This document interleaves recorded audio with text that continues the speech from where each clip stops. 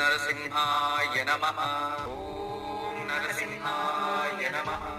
ఈ రోజు దివ్యమైన యోగక్షేమం, సాయంత్రం విశేషమైన పూజ. ఈ రోజు మన ఇంట్లో సాంబ్రాణి పొగ వేసేటప్పుడు ఆ సాంబ్రాణిలోకి కాస్త సింధూరం కలిపి సాంబ్రాణి వేయండి. తర్వాత ఇంట్లో దేవుడి గదిలో దీపాలు వెలిగించి తదుపరి గోమూత్రం ఇల్లంతా కాస్త ప్రోక్షించండి. తర్వాత దేవుడి గదిలో కూర్చొని లక్ష్మీ విగ్రహానికి పాలతో, పచ్చి పాలతో అభిషేకం చేసి అమ్మవారికి ఏదైనా సుగంధభరితమైన పుష్పాలని అలంకరించి ఆ అమ్మవారిని భక్తి శ్రద్ధతో పూజించి, మన ఇంట్లో ఏ పుష్పాలు ఉంటే అవి భక్తి శ్రద్ధతో పూజించండి. ఉప్పు లేని ఆహారం ఏదైనా నైవేద్యం పెట్టండి అమ్మవారికి. ఉప్పు కలిపినది పెట్టకూడదు. ఉప్పు లేని ఏదైనా ప్రసాదం అమ్మవారికి నైవేద్యం పెట్టి అమ్మవారి ముందు కూర్చొని కనకదార స్తోత్రం కానీ, లక్ష్మీ అష్టోత్రం కానీ పారాయణం చేసుకుంటే, ఇది చేసిన తర్వాత వెంకటేశ్వర వజ్ర కవచం ఒకసారి చదువుకోండి. దీనివల్ల ఆర్థికంగా అభివృద్ధి అవుతారు. మీరు వ్యాపారస్తులైతే వ్యాపారం అభివృద్ధి చెందుతుంది.